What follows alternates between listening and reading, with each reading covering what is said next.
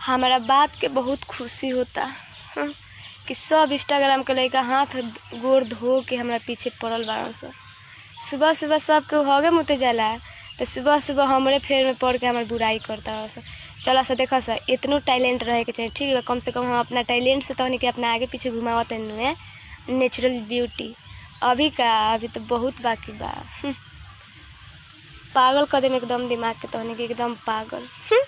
बात करिए वह काम धंधा कर सक कितनो हमारा गरीब सनु आई थिंक हमरा कोनो फर्क ना पड़ी, ठीक बानू, कैसे कि हम है उतना टैलेंटेड गर्ल, ठीक बा। तहनी एगो लड़की के दबावे के कितनो कोशिश करब स तो हो नहीं के सकत। जा से पहले बकरी के हगल काचा स तहनी कैसे कि उहे औकात बा हमारा आगे साढ़ बना तरस।